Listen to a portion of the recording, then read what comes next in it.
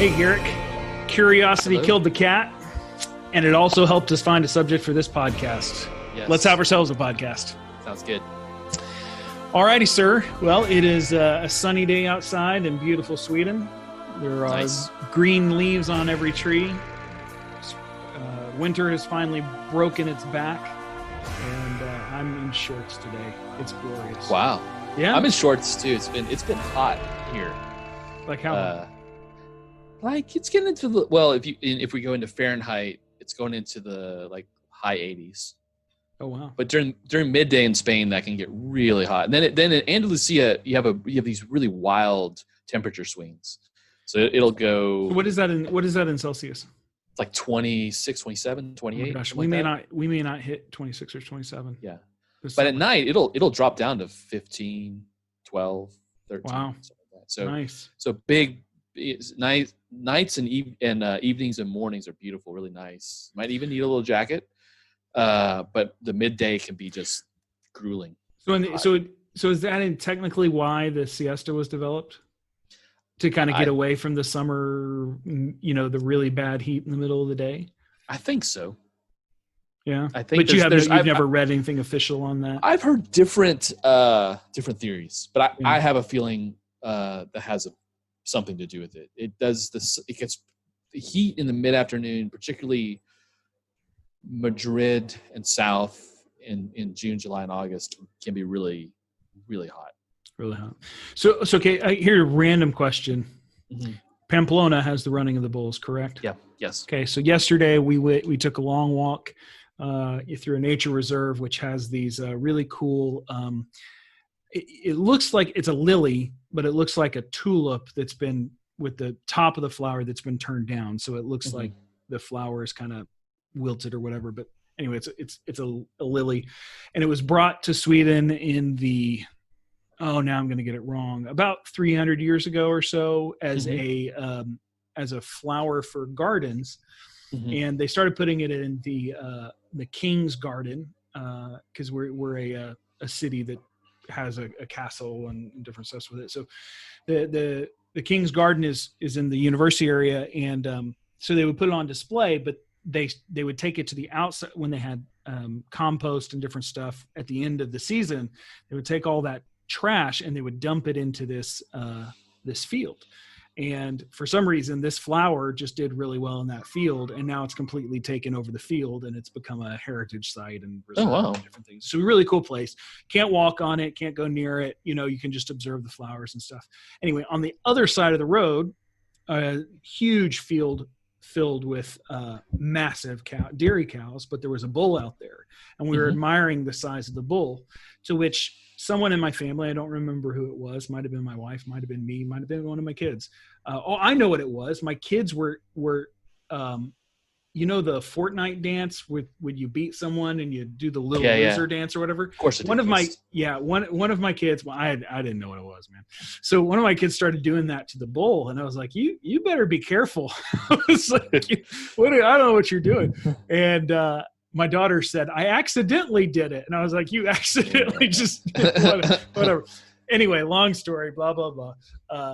Someone made the comment of like, "What would possess a people to have bulls run after them in the middle of a town?" Okay, this is a very good question. What is the deal? What is the deal with the running of the bulls? Okay, well, the running of bulls, of course, is just a prelude to a festival of bullfights. So, bullfighting. So bullfighting is, it's nowadays a little bit of a, scandalous, not scandalous, but it's a touchy subject. Yeah. Catalonia outlawed it, because there's a killing of an animal in a way that may seem unfair. Right. Although the bull does win from time to time. Killing a bullfighter? It does happen, yeah. Not as in modern, like in the last 20 years, not as much. But there's a famous bullfighter who has one eye. For instance, you can use your imagination to figure out how that happened. So it's a dangerous sport. People do get hurt quite badly, and you can die. It's probably very akin to bull riding in the States. My grandfather was a bull rider, but the big thing in Texas, which they've made it safer, but still you're taking a huge risk, and people occasionally killed or seriously hurt. So I would go. So there's a great book that Richard Wright he wrote in the 30s. Richard Wright was an African American author who was living in Paris, and he traveled through Spain, and then Hemingway was also a big, he shows up in the movie Midnight in Paris, doesn't he? Richard Wright. It's possible, yeah, possible. He wrote, I think, Native Son. I could be wrong. That's probably Yeah. But also, Hemingway was a huge bullfighting guy. Yeah, he loved bullfights. But and then there's several books. But what those guys all kind of come around to is that, in some sense, bullfighting, and this may actually go back to how it originated, was kind of a pagan ceremony. It was the ability to look death in the face and master it, because that's essentially what bullfighters are doing. There's a whole tradition. There's an art. I mean, the Spaniards would say it's an art, not a sport. But there's almost a liturgy to it, how things are done and how everything that's done around it. And of course, I don't think people think that way. But what you do see, what is quite amazing when you do see it, is it's the ability for someone to stand in front of a bull that can kill them, right, and control it and master it. And so some people have surmised that is the draw of it, is the ability to say to control death, or to look death in the face and not react with fear. Right. So that would certainly be the draw of it, of watching it. But do you think that that's the reason that they thought it up? It may have been a long time, like some type of sacrificial kind of thing. Wow. Going back to maybe 2000. I don't know. Started in Andalusia, right? I don't know. My guess is somewhere in Spain. It's very popular in Andalusia. It's very popular in Madrid. Obviously, going up into Navarra, where Pamplona is, it's very popular. Southern France has bullfighting. I didn't know that. Mm-hmm. Wow. A lot of the guys go up there and do bullfights in Marseille and southern. So I'm refraining myself from making a baguette joke. Yes. Which is interesting. Southern France might be a little bit more like Spain than it is like northern France. But so it's interesting. So it's a fascinating cultural thing that happens. And I saw this one guy one time on TV. I don't really watch it because it's kind of gruesome and bloody, and it's kind of for a certain type of person in the culture, and kind of looked down upon by others. But I saw one where a guy had a bull, and he got down on his knees.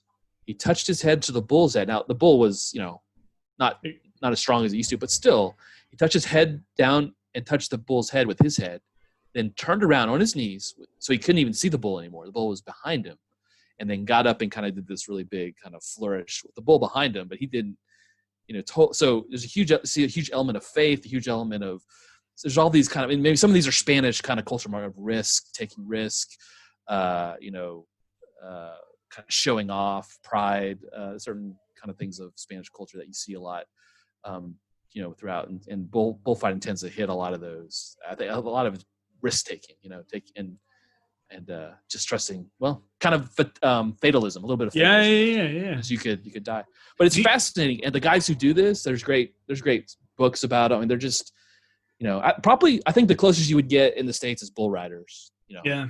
Is it a full-time job to be a bullfighter? Yeah, you can make a lot of money. You can also lose a lot of money because you obviously have to invest in a big team. Because you have a team that helps you. You have a suit of light, traje de luces, which is what they call what they wear, and it's actually can be quite expensive. So to be good, you have to be good, and you train.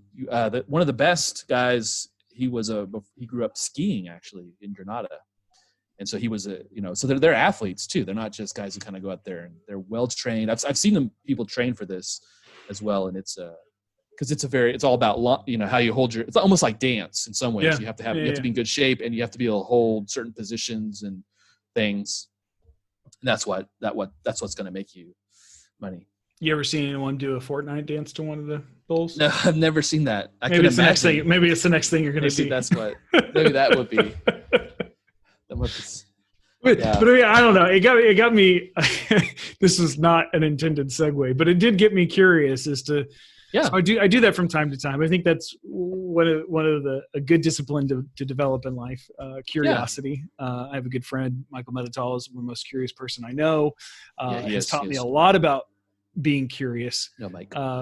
And I mean, it just, but there are those moments where I see something or I say something and I'm like, what, the way that I put it is, what gets that person out of bed on that day to go and fight a bull or to do the running of the bulls or whatever else. And I understand now the running of the bulls that, you know, people want to do it because it's this big experience, yada, yada, yada. That's different than the person who develops their life to it. So, yeah.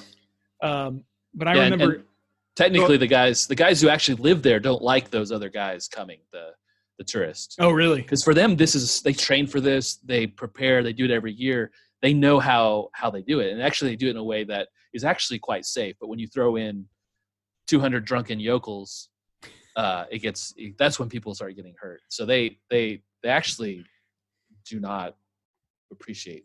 So, but can anyone go and run with them? I believe so. Maybe you have to fill out some permits or something. You know. Yeah, probably have to sign a waiver or something. Yeah. So, but I remember the way that I put it. But that's the way I do it. Is what got a person, you know, like the wise men. Yeah. What got them up on their camel? Yeah.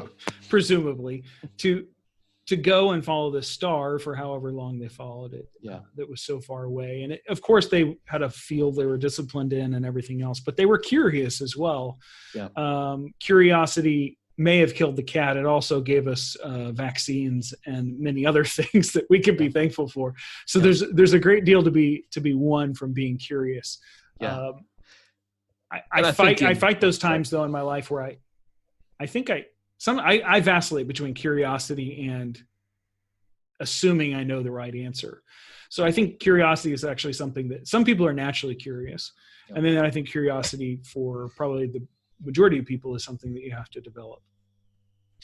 Yeah. I think we were maybe a couple of weeks ago, we were talking about things that help be successful, air quotation mark, in missions. Whatever that means. Whatever success means.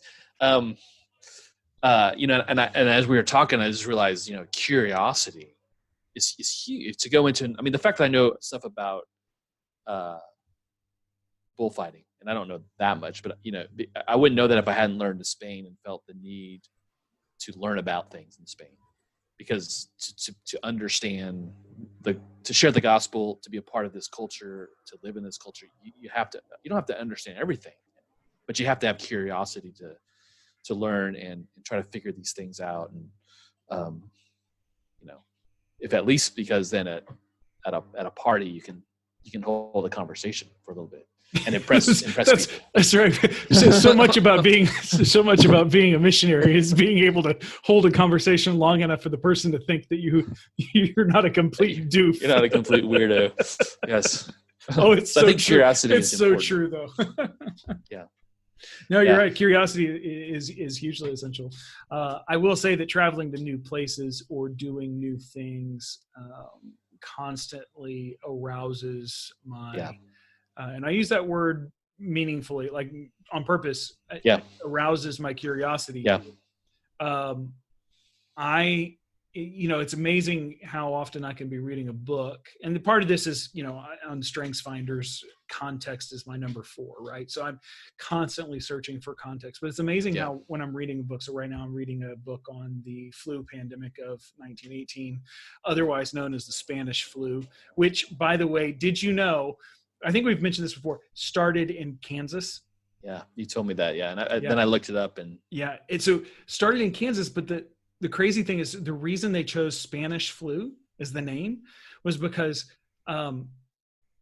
so basically what it was World War I was going on, and censorship of newspapers was so high that in all of the places the flu was occurring, newspapers wouldn't write about it because they were told, don't write anything that will keep the spirits down of people. We need them aroused that everything's good and okay. And so newspapers were being edited to take out all the bad stuff. But Spain being neutral, the newspapers were writing about it openly about what's going on. And so everyone say, oh, it must have started in Spain. But the reality is it started in Kansas. Anyway, sorry, I digress. No, that's very interesting. The curious nature of myself comes in is that when I was when I'm reading this, I have to stop all the time because Yeah. I'll be reading something like, wait a second, something will be referenced like, wait a second, I didn't know that. I gotta look that up. And so I'll spend the next 30, 40 minutes, reading a Wikipedia article, which of course is the world's most foremost authority on everything, about whatever given subject, or even just looking up a picture of a well-known person that I'm like, what did that person look like, or whatever else. And I do think it enhances learning. I think my kids as well. Yeah. Well, that's the fascinating thing about, is that we live in a time when before you'd have to I got to go to the library, got to get, drive down to the library or walk down to the library, check a book out. There's nothing wrong with that. But now we live in a world where we're inundated with information, which on one hand is incredible because you can quickly look up stuff and at least start the groundwork for where you want to go. You can look up on Amazon, type in the title of something, and then from there find that there's 20 books, about that. You can figure out which one's the best or not, or it's fascinating. It's overwhelming too. Yeah. The one bummer about that though is the fact that the Google machine has completely destroyed all good family arguments that run generations. Yeah. Because you can't sit down at the dinner table over Christmas anymore and Uncle Bert brings up that subject that Aunt Nancy, disagrees with them on, and they're going to argue about it, but no one has a book on it. It's family, whatever. And so now you got the teenager Bobby sitting there with his telephone, and he looks up on Google and just completely destroys that argument. Yeah. It's an unfortunate thing. It is. At the same time, fascinatingly enough, people don't even look stuff up though anymore. Yeah, how much information is available, and we just don't even look it up.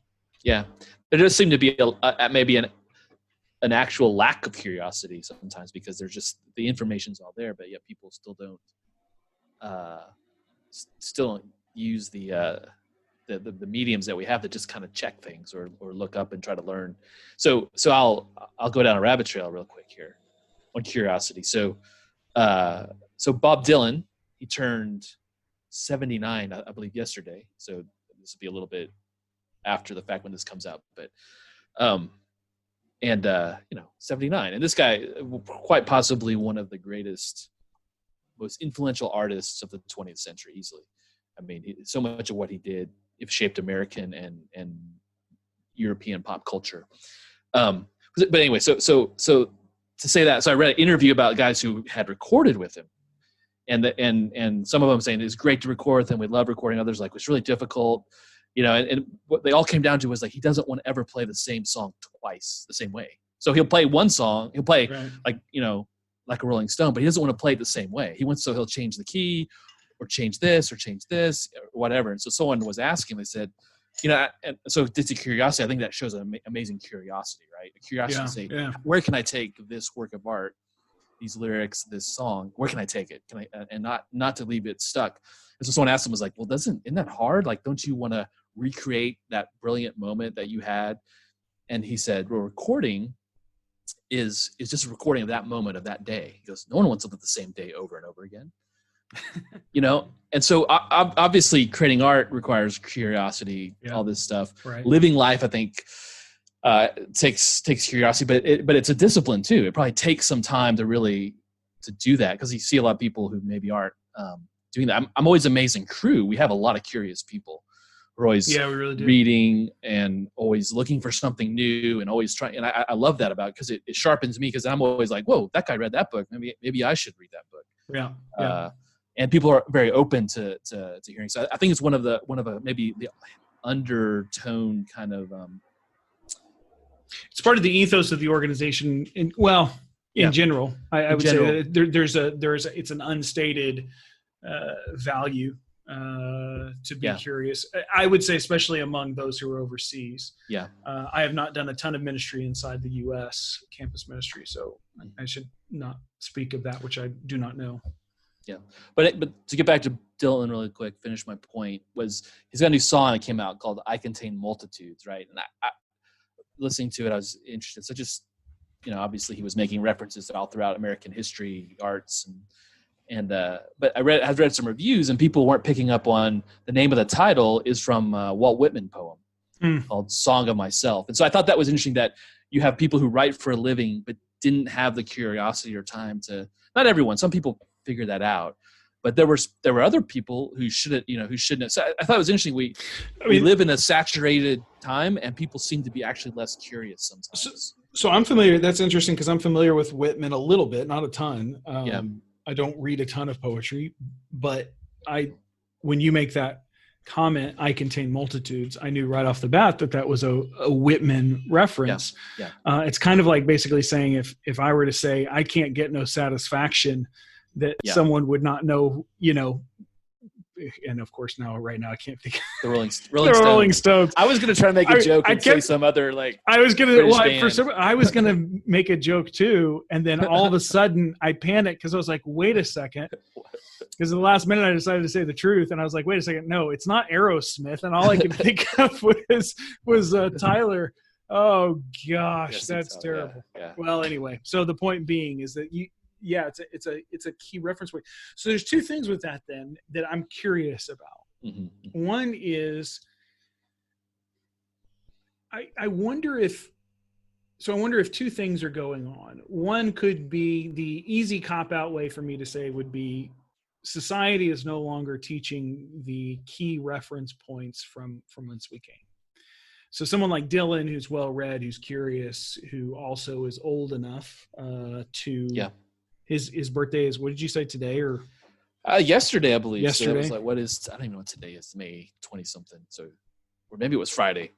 Yeah. It was a few days ago. He turned 79. Happy birthday, Bob Dylan. Yes. Happy birthday to a legend. But anyway, so the point being, and this may very well be the case that the world and societies in general have forgotten from whence they came and forgotten the cultural markers along the way, right? So Whitman would not have been the first person to say or to think I contain multitudes, or to think of America as this amalgamation of cultures and people and thoughts and ideas. But he certainly was a person who helped to solidify, and in other words, sometimes have you ever experienced when there's that person who puts words to something you've been thinking about your whole life and you go, yes. And so then you're able to use that person's summary. That person wasn't the first person to think of it. They're just the person who's really summed it up well. In some sense, that's Whitman or any other cultural marker or political marker that we have in the marks of our lives. So like Marx and those guys, Engels, they weren't the first to think of those things, but yet they put it in such a way that it was something that people could hang their hat on. Okay, so that's one way of looking at it. The other, and I think that it can be a combination of both of these, because those who are not referencing, they have the ability to go to the Google machine and type in those words to see if there's a cultural reference. I would assume that many of them run in culture circles. Yeah. So they have the ability to do it. But I think with one thing that happens with the internet, because so much information is available, we become desensitized or exhausted from even the pursuit of knowledge, because it's like, well, there's just going to be a different opinion, or it's just this endless sea of knowledge and information that's out there. How on earth do I even begin to navigate it? And so it produces a certain amount of laziness or lack of curiosity. So one way I would put it is, it's very easy for my child to want to swim across a swimming pool because they can see the other side and they're curious what the water would feel like. I am less curious to go into an ocean and start swimming because, one, I don't know how deep it is. I don't know what's in it. It's a scary place. Like there's, the bigger it gets, the harder it is to navigate. And I do wonder if that is not something of the case, is that the sheer amount of information that is out there causes us to go, I'll just go get a cheeseburger. Yeah.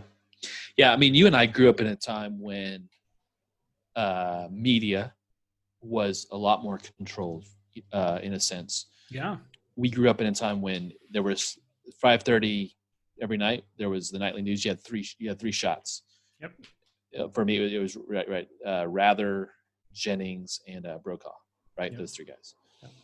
And we grew up in a time when the books we read were generally within a certain margin of, the Western canon or what was available at the time. We grew up in a time when music, if you wanted to listen to music, you had to turn on MTV, see what was on, or VH1, or you had to have access to certain types of journals that would talk about like No Depression, which did all the alternative country stuff. Like, so you had to get that magazine to see what's coming out, what's available, and then you had to go to a record store and take a chance on a record, right? Right. So I'm going to buy this record. If you're lucky, it was a place where they let you listen to the record. Yeah. Or they were playing it, but you had to do a lot more work, and that's just been, blown open. And the good side of that is we have access to all kinds of great stuff, and it's easier to get. But at the same time, I sometimes feel overwhelmed. Like, what am I supposed to watch now? Oh yeah, before it's okay. Well, what's on? I have 3. The Simpsons is on, Lost is on, and a football game. What do I want to watch? Now it's like I can watch everything. That's the Holy Trinity right there: Simpsons, football, and what was the other one? Lost. For instance, and so I think you're right. We have this kind of. I mean, we were talking about it. Everyone. There was a time a while ago, Game of Thrones, right? I didn't watch it, but it's what everyone talked about. Yeah. Everyone talked about in Spain, and actually there were twice in Spain. They put the final episode on of this season before it went on anywhere else in the world on accident. Really? They did. Yeah. People. So it was always an accident, right? That's so. Awesome. But it happened twice. But that was a huge kind of cultural marker. And when you look at like how many people actually watched it in the U.S., it was like 10, 15 million people. Then you go back to like 80s, and the final episode of MASH that was watched by over 100 million people. Was it really? Yeah, I mean, it was a defining, cultural marker. Obviously, not everyone, but right. You knew that was the final episode of MASH, and it was watched by the entire country. And now, if you can get something that's got 20, 30, 40 million people watching it, that's incredible. So in some ways we're overwhelmed, but we're also much more fractured. So I think you're right. You go back to that. It's hard to be curious when there's just so much different perspectives and different ideas coming at you. Yeah, and then good and bad things. And then I think because in some sense, because there is the experience of, I think that people can be hesitant to start to look into. Can you hear the screaming that's going on outside? Yeah. No people, no children were hurt in the filming in the recording of this podcast. I'm just recording from my balcony, people. I've totally lost my train of thought. Okay, so there is the reality that I think sometimes people are also afraid to start investigating things because they don't know how they can decipher what to believe. Yeah. So it's like, okay, well, if I watch a video from Ravi Zacharias and one from Dawkins, they both make competing truth claims. Uh-huh. How can I really know? I'll never be an expert in that, so I'm just going to give up, or I'll go with what I think. Mm-hmm. In some sense, people get so overwhelmed they just give up. Yeah. So we did a video. We did a recording of a bunch of Swedish students, asking them a bunch of different questions. And one girl, I asked, with each student, we just sit them down and just talk to them for like 20 minutes and just ask them stuff about life, about what they think about God. No set of questions, just asking people different things. And then we put a video together of what students thought and stuff. We got their permission. This was before GDPR rules, but we did get their permission. And anyway, so long story short, this one girl said, when I asked her, what do you think happens when you die? She goes, oh, I don't want to think about it. Yeah. Well, why? Well, I just can't. I just can't think about it. Now, that's not a new response on the world scene, right? There's been plenty of people who have thought that in the course of their lives. I get so scared by it, I don't want to think about it. But in some sense, I think that there is this so overwhelming amount of information, so big and overwhelming amount of information that's out there. And I think with truth claims, especially, people just kind of go, it's easier to watch, old episodes of Friends or Netflix, or be overwhelmed by that than it is to actually really do a disciplined search. But I will tell you, curiosity for those that I have seen who remain curious and who follow it, there is such pleasure in discovering something. That coming to it and not just saying, hey, what's the answer, but rather continue to say, yeah, but I just got a little bit more. That when you kind of, it's almost like there was this guy when I was in Central Asia, and to my knowledge, he's never become a believer.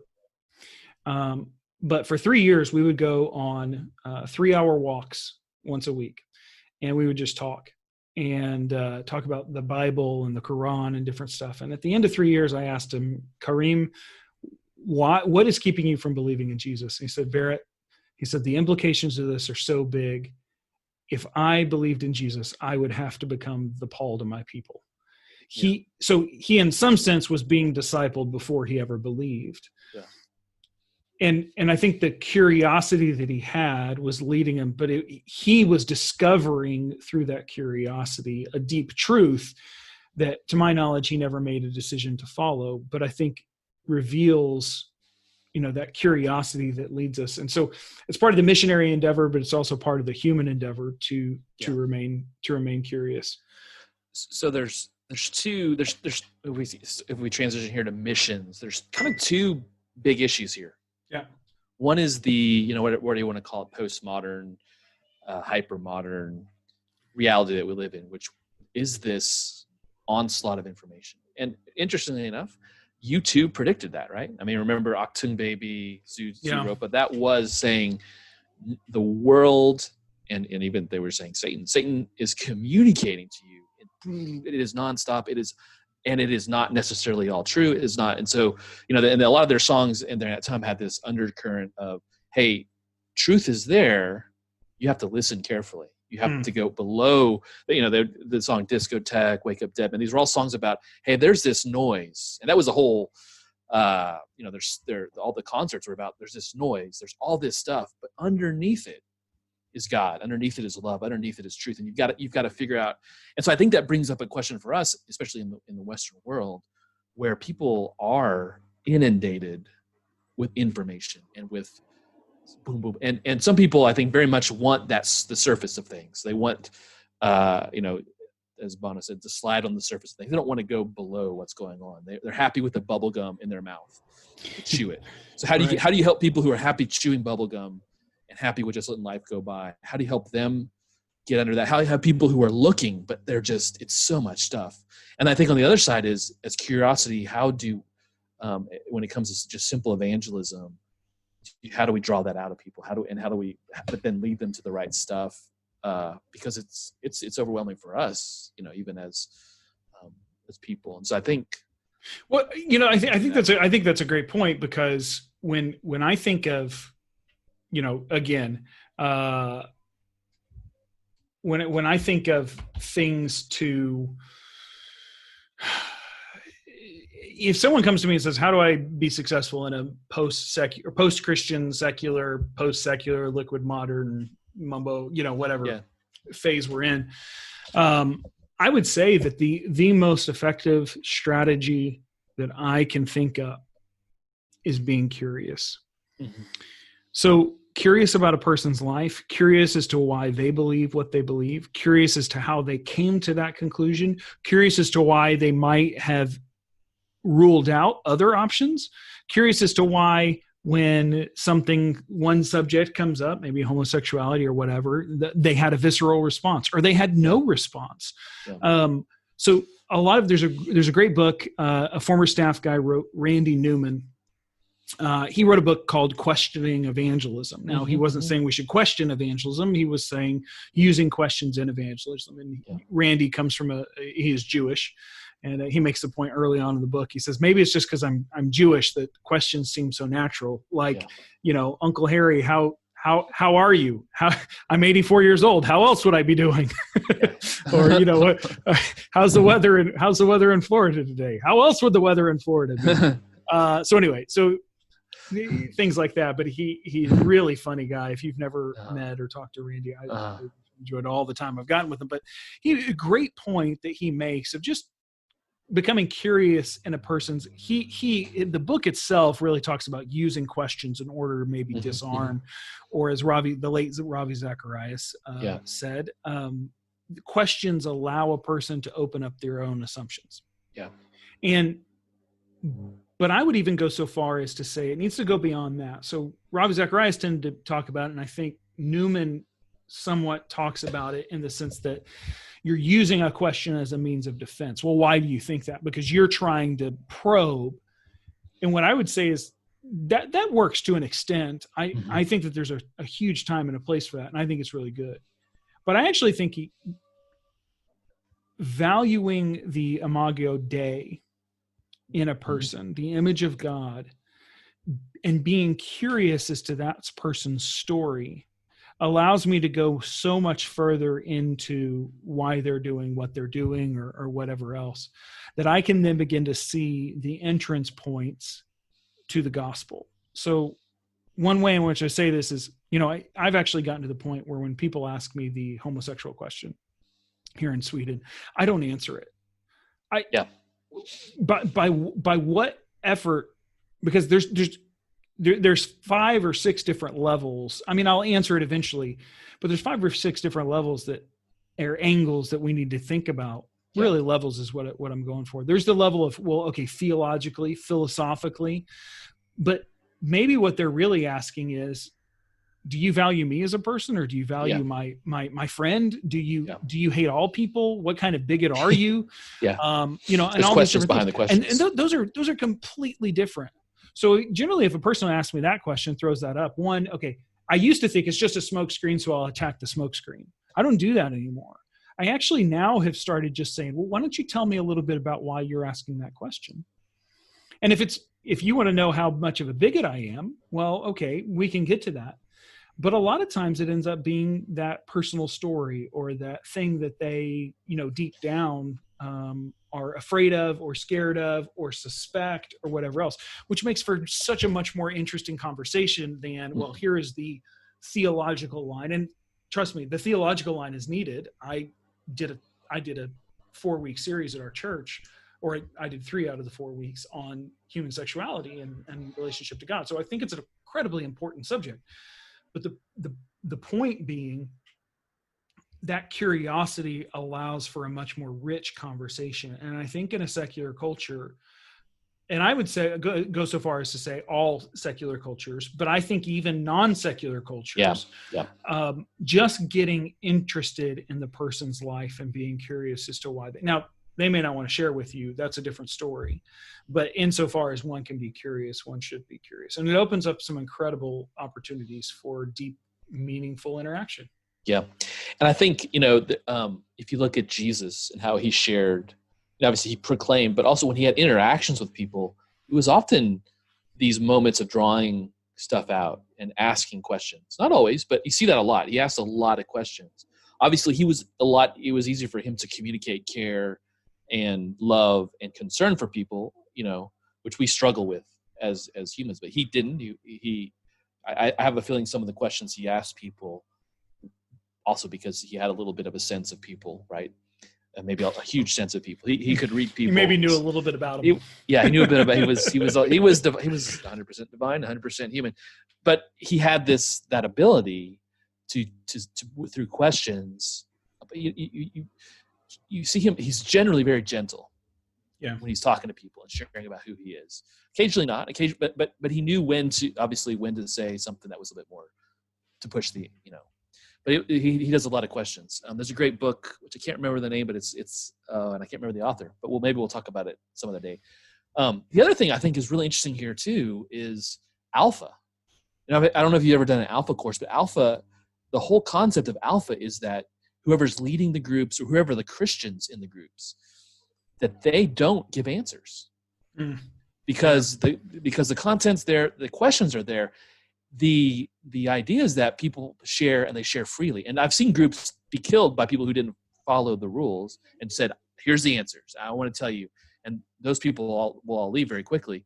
And I've seen people become believers and grow in their faith because, hey, I didn't think I could ask that question, or I thought I would be told, because people have a kind of a concept that religion, whatever what it is a kind of a one-way. Yeah. It's not dialogue. It's a one-way conversation. I tell you what you need to think, believe. There's no questioning it. And what Alpha figured out was, like, which is what Jesus was doing, was you ask people and you let them talk and you let them work through things, and you don't judge them on their answers. And they feel that, hey, it breaks down barriers, and it allows people to earn trust, which is something that's hugely needed. And it allows people then to listen and hear other stuff and see. I think also, obviously, people's own curiosity communicates love. It communicates an openness. Well, it's interesting because in this, and talk about curiosity, my curiosity is piqued again here, because so dogma, which is what you're referencing in the sense of how many people have ended up leaving the church or whatever, because, well, I can't do that because dogma says, or whatever else. Yeah. Dogma is actually really helpful. Yeah. Because it's developed to help as a guiding light or a template or whatever else. But dogma, when people become the servants of dogma, rather than dogma is there to help serve us to understand a situation, there's a principle there that actually goes over into leadership as well, that I've noticed, is that when we've had I know certain people who really like to have a policy about such and such. So I'll get asked sometimes, what's our policy? And the reality is that I really dislike that question, because if you're looking for policy, you're looking for the dogma, and you want something to help you to escape so that you can hover that little rule over anything, but you're not understanding the principle of a matter. And in some sense, that's what the curiosity is there for. And those people, they're trying to understand the what's behind a matter rather than what is the right answer, so to speak. But I think the questioning of the principle or trying to understand the principle actually unnerves a lot of people. Curiosity can actually be really unnerving. Yeah. It's because there's something in us that wants to have the right answer or whatever else. I mean, there's times where my wife will ask me a question because she's curious, and I have this false narrative that I tell myself. This is one of my sin natures, that I always have to have the right answer. Yeah. And I can feel anxiety building up in me if my wife is asking a question I don't know the answer to, and she's just curious and I don't know the answer. And so in a religious context, I think that's really interesting too, because if you're in a situation where you're trying to relate the gospel to somebody and you think your job is to have all the answers, you can't remain curious, because you're always trying to think, well, what if they ask a question? Or you can't allow for curiosity, because what if they ask a question I don't have the answer to? Yeah. But what if they do ask a question I don't have the answer to? That's actually a good thing. Can be a learning experience for both of us, right? Yeah. And we have all the answers. Yeah.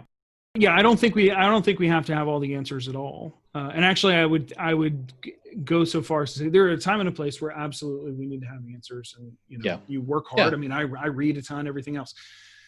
But I would go insofar as some of the best conversations that have led to some of the best spiritual fruit have been when I left my I gotta have the answers mode, or I'm gonna have the answers mode, preaching mode necessarily, and let's explore this together. And I don't know, those tend to produce, I would say, longer lasting, more rich conversations and fruit, and to that degree. I'm not necessarily saying quote unquote souls won, but meaningful conversations. Yeah. And so 2 points here. I'd say one is a lot of Western evangelicals tools for evangelism are fairly one way. Yep. It's key. So now that's changing. You're starting to see a lot more tools that are trying to create. But I would also say within that curiosity as in a ministry thing, it communicates and it forces us to be humble. It forces us to take a step back and have humility, which is obviously something that we should have. We should be humble people. We should be people whose other people's sense have a humility.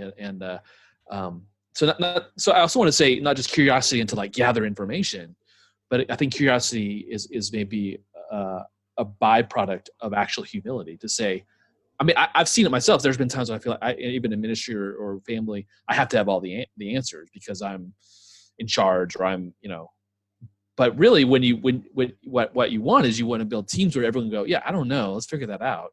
And that's it just creates more trust, more, Yeah, better environment. If you're humble, you can be curious because you can allow yourself not to know the answers. Yeah. But it's interesting how much shame and pride goes with lack of curiosity, or even in a situation where you get into yourself where you feel like you have to have the answers. Yeah. I'm actually my wife is rarely one of the things that I love about her is when she just doesn't know something, she's like, but why would I have known that? She just has this ability to kind of go, I'm not ashamed of the fact that I didn't know that. I just didn't. Why do I care? And I always, there's times where I think I've probably pretended to know something. Not probably. There are times where I pretended to know something because I thought it was better to not seem like an ignorant moron than I am, which everyone knows that I am. I as well have done that as well. Yeah, I think that would be common for a lot of people. Yeah, I think it is. So anyway, so yeah, curiosity serves. I actually think if there was, so there's two roads I want to go here. One is the methods of sharing the gospel in the West. Many of them, let's say, coming from America, but I think there's even what I experience here in Sweden, a lot of people, when they say, I'm going to go share the gospel, the one-way representation. Yeah. So I actually think this goes back into the long conversation that you and I have been having about postmodern, interacting with some of the stuff on Pass, Charles Murray, and others, Leslie Newbegin. Some of this idea that the one-way interaction, although it could have been a lot better to be curious from the beginning, maybe that would have produced better results, I don't know. But I think really comes out of you can be one way when you have assumed values and understanding. So your example of Dylan saying, I am a multitude. That is in some sense, now Dylan wouldn't say this probably one way, but Dylan's saying something assuming that people could possibly pick it up or should pick it up because of a shared knowledge base of a culture. Yeah. But the culture's moved on in a lot of ways. And Walt Whitman, I wonder how many of those critics even know who Walt Whitman is. Yeah, that would be sad. But if that is the case, then you can no longer have that conversation. So you have to do a lot more. So then the song becomes a completely different song. It becomes it no longer is able to even have the intent or the intended consequence that maybe Dylan or anyone else would want. And I think that that's part of the problem with a lot of the sharing, quote unquote, of the gospel, or one of the things that I've come to think of as engaging the culture. Engaging is actually a really aggressive word. It's kind of a one-way word. It's like you're moving it. It's like you're Top Gun and you're engaging the enemy. I don't know a better word, so I continue to use engage the culture. But I do think that there is that sense there that it assumes a certain amount of knowledge base and assumed values upon the person that you're trying to communicate with. Otherwise, it wouldn't work. And it did work for a good period of time. But I think just like Dylan, that there isn't enough people who know Whitman to know his reference. I think in a lot of ways, we have to say, you know what? We don't live in that world anymore either. So let's begin educating people about who Walt Whitman was so that they can understand this beautiful Bob Dylan song. Yeah. I think in part that becomes the task of the missionary today, and the missionary maybe of all time, right? If you're going into an African village or a Amazon rainforest, none of those people have ever heard about Jesus either. Exactly.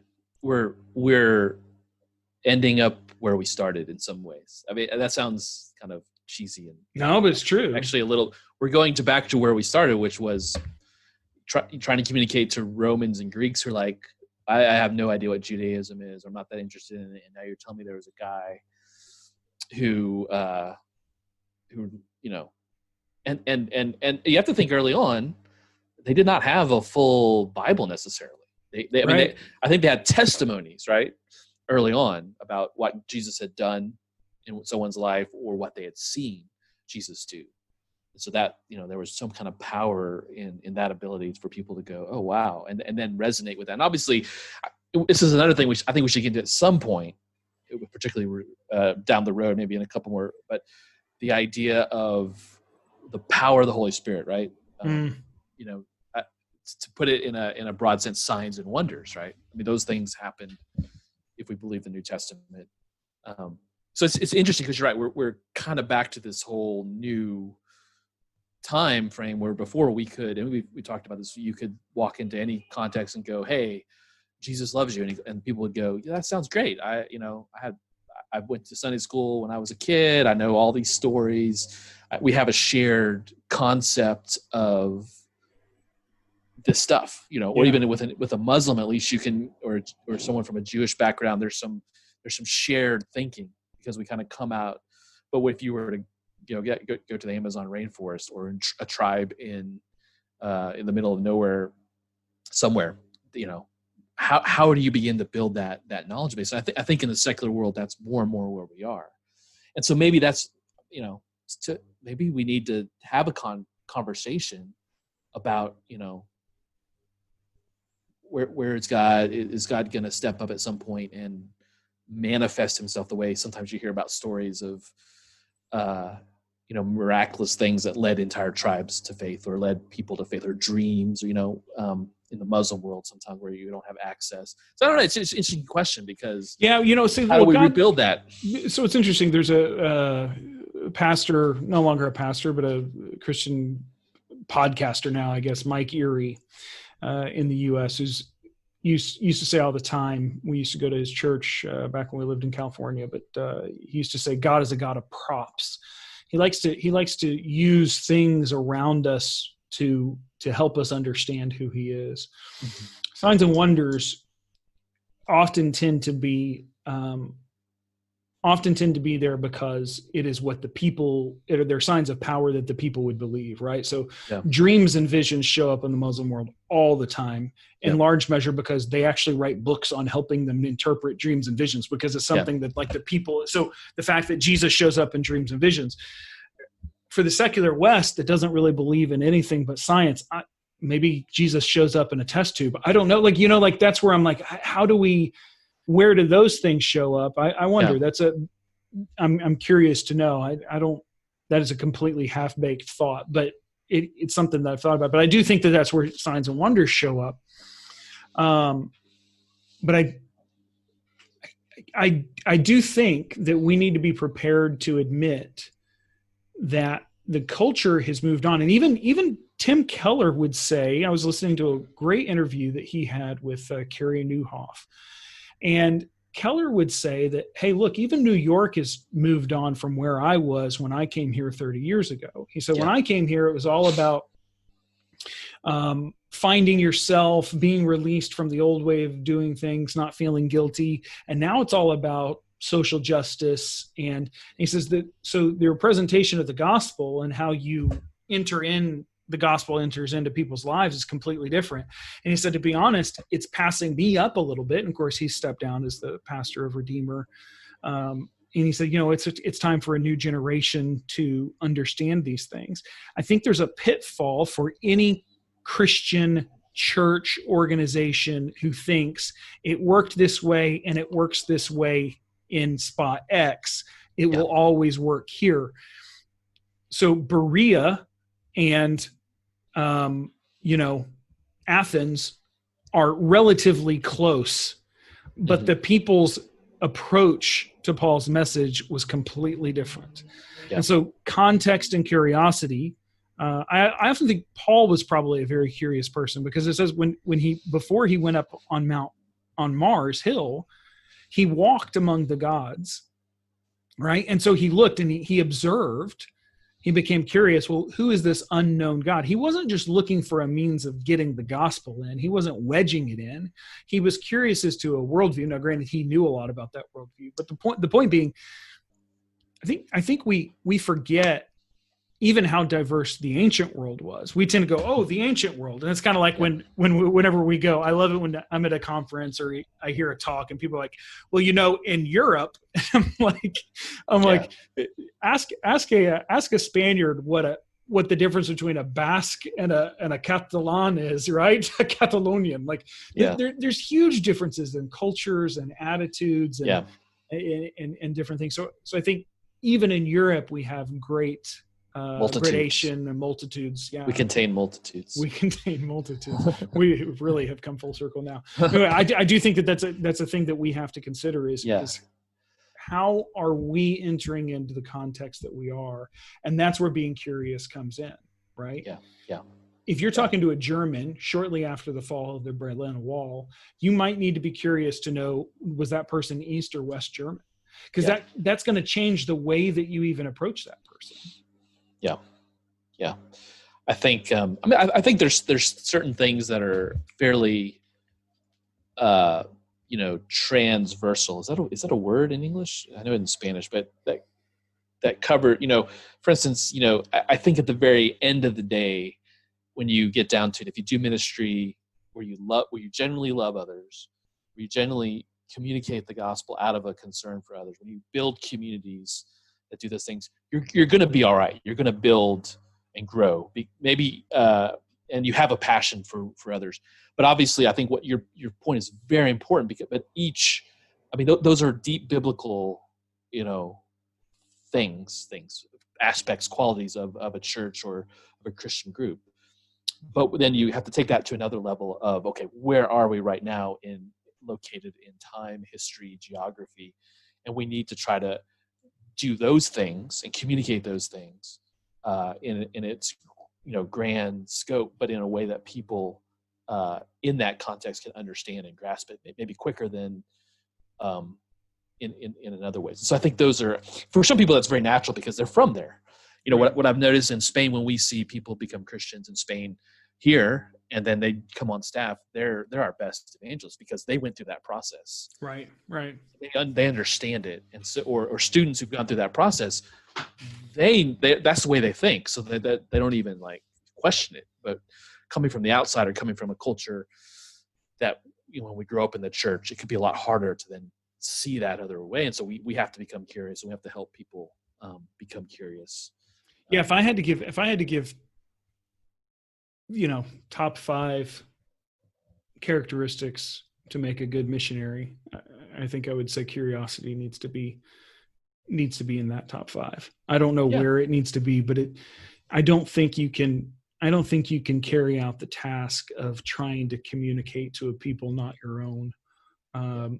And to which case I would say, if anyone's ever grown up in the church, that they actually probably need to become curious again to understand those who are on the outside of the church, especially the more secular a culture is, because the worldview that is there. Now, that person has the added advantage of having grown up in understanding both sides of the issue, right? So it's, conservatives, political conservatives, because there are so few of them in the world, tend to be able to understand both sides of things because media and things tend to be a little bit more left-leaning versus right-leaning. And so they kind of understand both sides of the argument, whereas those on the left tend to go, oh, wait a second, there's people out there who believe that. I don't know where I'm going with that, but I get curiosity is hugely important.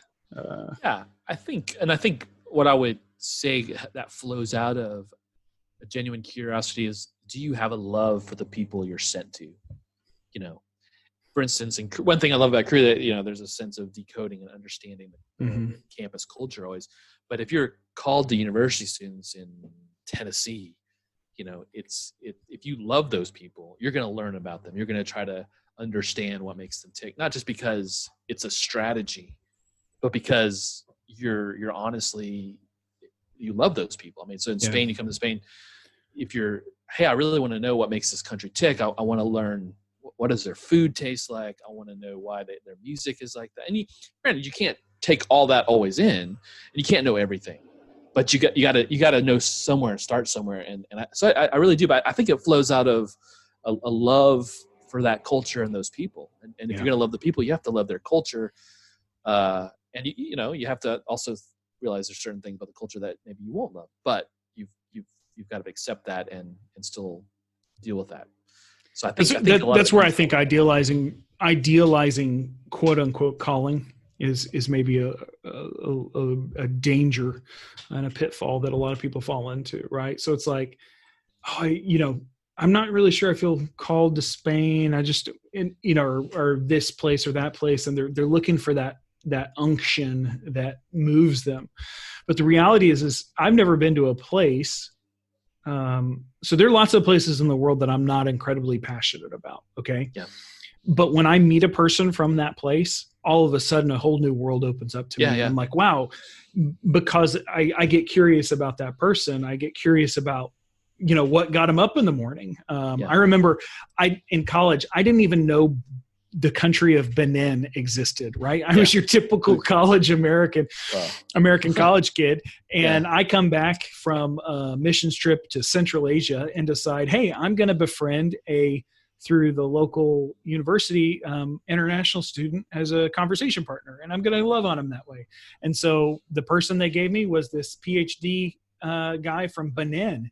And I got to know him, and it was incredible. And I learned so much. And all of a sudden I was thinking about maybe I should go to Benin.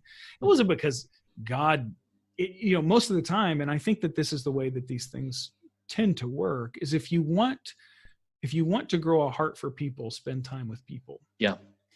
Where your treasure is, there will your heart be also. And time is a treasure, right? And so if we're spending time and energy around the people, your heart will grow for that people. Granted, you may go to a country and you may have a really hard time and you may not want to move there or whatever. There is one country I would prefer not to move back to, but that was mainly because of its food, not because of its people. Yeah. So, but we will leave that country nameless at the moment. You know who was, I think if I was going to, this is going to be a little bit maybe edgy here, but if I was someone if someone was asking me what could I do to get ready for the mission field or being, going to ministry, this is going to sound really strange. I would say watch Tony Bourdain. Ooh. Watch Tony Bourdain. He was the travel food guy. My wife just sent me kind of a thing about him, and this kind of the same theme. A great example of someone went from country to country, city to city, and was a consummate learner. Yeah. Wherever he went, he did not judge people. He did not, but he went in. I mean, occasionally he would make some, there was something really bad going on, but he would listen to whoever and listen to their story. Christians, even he had a lot of times he had believers on and asked them, and but he always treated everyone as he was learning from them and learning what was their life like, what was their culture like, what was their food like, what were the things they're dealing with, and treat them as humans. And with dignity and compassion. And so I think that if you can kind of get his attitude right, it's a huge, that's what the world's looking for, I think, in a lot of ways. It's someone who does that. It's someone who shows that care, and even for a guy who was clearly not a believer, who had a lot of issues in his life, and a lot of unhealthy issues, he was a guy who at least on camera, that was the ethos he made sure people got.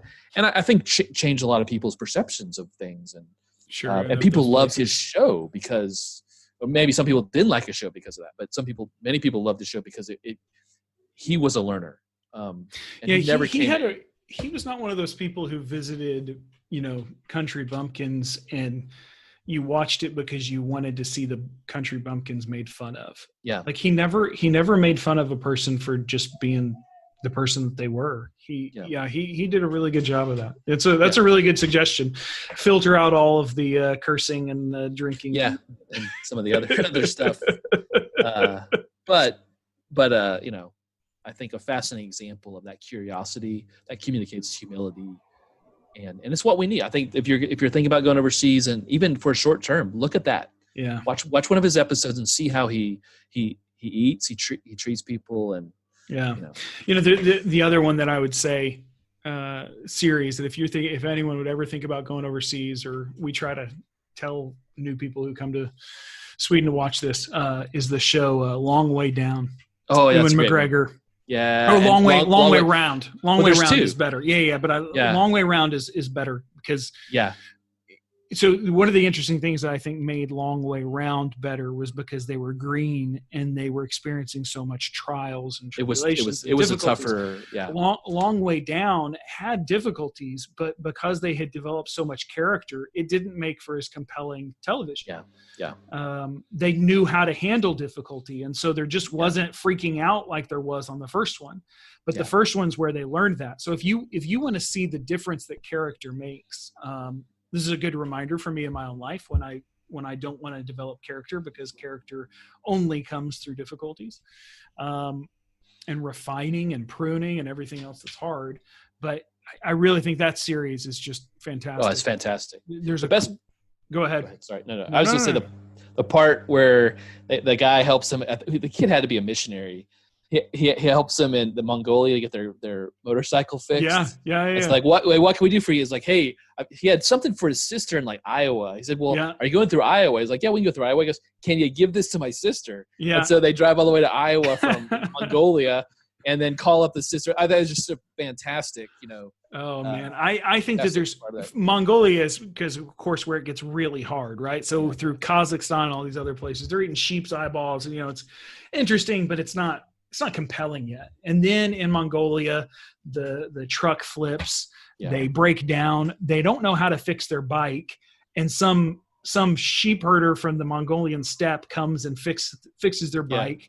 The guy lives through the truck turning over, but as they're about to quit, right, they're thinking, well, let's go ahead and we'll go up north into Russia. The Road of Bones. And we'll skip all the hard stuff, but at least we'll be on schedule. And the producer says, look, we knew this was going to be hard. Let's go ahead and skip with it. It would be a shame to miss all of this cool stuff in Mongolia that we know we're going to see. Let's just be late and we'll get through it. And so they get through Mongolia, and then they come to the Road of Bones, which is the famous road that Stalin had built with slave labor from the gulags. And then, when someone would die, they would just fall down and they would bury them literally into the road. That's where it gets its name. Stalin's a great guy. At that point, Stalin's words never, ever. Total sidetrack here. Have you seen the show? There's a movie. Is it Stalin is Dead? The Death of Stalin, yes. Have you seen that? Yeah, it's hilarious. Oh my gosh, it's a fantastic movie. Fantastic movie. Probably also shouldn't recommend that. I'm sure there's language and some other things, but it was fascinating movie. Yeah. Anyway, so blah, blah, blah. So they get to the Road of Bones. And of course, at that point, it got so hard, they couldn't get on their bikes anymore. They had to put them on trucks.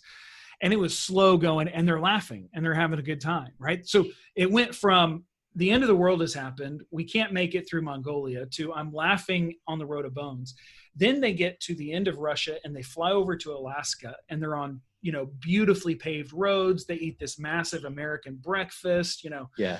And they show this one point where they stop for gas at a gas station in Alaska. And Ewan McGregor looks at Charlie Borman and goes, this is boring. Yeah. I want to go back on the Road of Bones. Yeah. And my wife turned to me at that moment and she said, this is the perfect example of what it means to be a missionary. Yeah. You go through all this stuff and you think every time you think it's the end of the world, but then you try to go back to something quote unquote normal and you go, this is boring. Yeah. and you, once you develop character, kind of these normal things just seem and I do think that that's a great analogy for the spiritual life. I think it's a great analogy for being a missionary. Yeah, great show. I might have to go and watch that. Yeah, I heard they were thinking about doing another. I can't remember what it was going to be. Maybe it was like North America, South America. Yeah, they were. I think they did it. Yeah, maybe it might exist. Once again, so much content, you miss the stuff you really. Yeah, want to see. I'm just overwhelmed. Oh goodness. Here, in honor of Bob Dylan, should I read a little of this newest song he put out? Just a little bit. Let's close with that then. Okay, so this is from I Contain Multitudes. I'd recommend. It's a good song if you like Bob Dylan. But he says, I'm just like Anne Frank, like Indiana Jones, and them British bad boys, the Rolling Stones. I go right to the edge. I go right to the end. I go right where all things lost are made good again. I sing the songs of experience like William Blake. I have no apologies to make. Everything's flowing all at the same time. I live on the boulevard of crime. I drive fast cars. I eat fast foods. I contain multitudes. That's just one stanza there. That is America, isn't it? Yeah, it is America. Yeah, I think that's what I think this is a song about America. Because it's referencing just all this stuff and culture and things that we are. And I think maybe it's a bit of a love song to our crazy country. And it is that, man. It is that. It's a wonderful, crazy smorgasbord of delight. Yeah. Well, Garrick, this has been fun. Stay curious, my friend. Yeah. And stay curious. That's a good one. Contrary to what is it? Someone who said, I was listening to a political podcast the other day. Someone said, so are you a Trump supporter? And the guy was like, I'm Trump curious. I was like, oh, that's kind of a good one. Anyway, all right, buddy. It's been great talking with you. All right. Until we do it again, may you eat all the jamon that you want. Yep. Talk to you later, buddy.